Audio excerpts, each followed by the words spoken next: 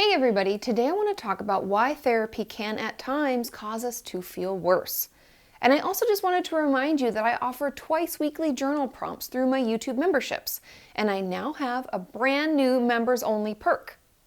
Along with the journal prompts, you will now also have access to my new Emo Jam emojis. Emo Jams are the next generation of emojis. They are animated and they have sound created by yours truly. When in doubt, journal it out. You can use these audio GIFs in chat apps like iMessage, WhatsApp, Facebook Messenger, etc. All you have to do to access them is download the EmoJam app, link in the description, and then sign in with your YouTube account so that they know you are a YouTube member.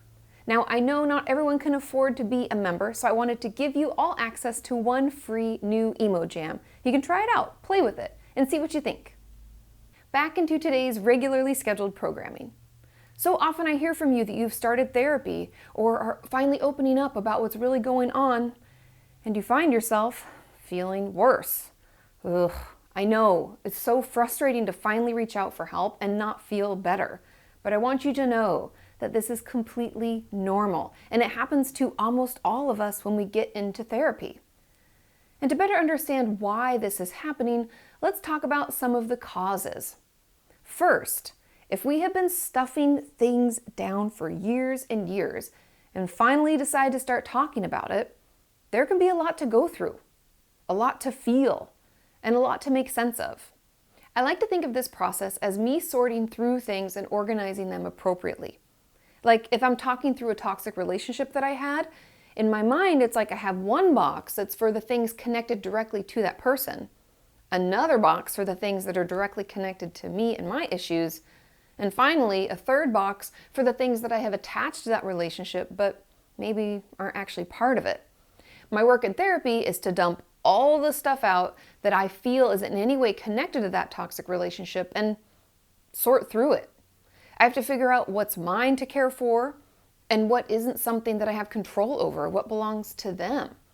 But seeing all that emotional stuff just thrown out onto the floor of my mind can be hard and overwhelming at times. And, you guessed it, make me feel worse at first. Not to mention that it does take some time to dig through it all and put it into the appropriate box.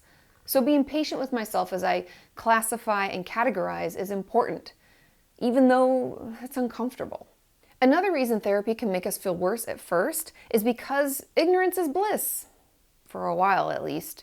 And once our therapist helps us realize some of our unhealthy patterns or relationships that maybe aren't so good for us, we can't unknow that information.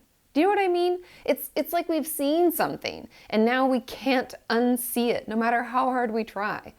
Once we realize that our family maybe refuses to acknowledge any upsets and instead likes to distract with food, just for an example, then whenever we go home, we're going to notice that. We're going to see it, and it can be upsetting. Almost like it was easier to be there and see them when we didn't have any knowledge of those patterns. I personally remember my therapist helping me see how unhealthy one of my friendships was and noting that this friend only called me when she needed something and was never there for me when I needed the support. At first it was really hard for me to believe, but then it started to play out right in front of me, and it was so upsetting to almost feel forced to recognize just how toxic this friendship had become. And I realized I couldn't be in that friendship anymore. And that was difficult and uncomfortable. And you could even say that I was making a lot of progress in therapy, however, I felt a lot worse than I did before. Or another example of this would be when my sister-in-law told me and my family that we always use the phrase, "I was gonna say." We do it when we agree with something or we just want to pull the conversation into another topic. Once she drew our awareness to it, we couldn't stop noticing ourselves saying it. And I still say it a lot. But I always know when I say it now. It's almost like it was pulled from my unconscious to my conscious mind, and I can't make it go back no matter how hard I try. Another reason we can feel worse at first is if we are trying to stop some unhealthy coping skill, like self-injurious behaviors, eating disorder-related activities, or abuse of drugs or alcohol, or, you get the gist. When we're trying to stop that, we can go through withdrawal. Remember, these things were our only coping skills for so long that taking them away isn't taking away the thing that we were trying to deal with or cope with. It just takes away the thing that helped us numb out from it. so we can feel all the things that we were stuffing down. And that's why relapse rates are at their highest when we first try to stop. And I know you guys tell me this all the time. I know that the healthy coping skills we try to replace them with, they don't work as well. And it can take up to 5 or maybe more of those good coping skills to stop us from going back to the harmful one. So just be patient.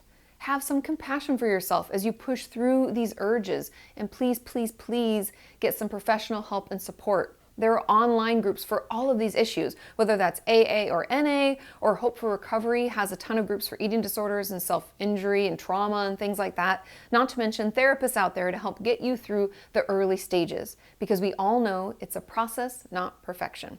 Overall, doing the work in therapy is hard. And since we often haven't done this work before, it's going to be trying and exhausting at times. But trust me when I tell you that it's worth it, and it will help us feel better in the long run. Because don't forget that stuffing things down, it didn't make us feel any better. And that's why we reached out for help and started seeing a therapist in the first place. And that's why I'm always encouraging you also to journal about what's going on, how you're feeling, and all of that stuff. Because then, if we're having a hard time in therapy or feeling like we haven't made any progress, we can look back and read through our own notes and thoughts and see just how far we've actually come. I know therapy is hard. Being honest about what we're thinking and feeling can be painful, but trust me when I say that it does get easier, and you are definitely worth the effort. Have a wonderful week, and I will see you next time. Bye.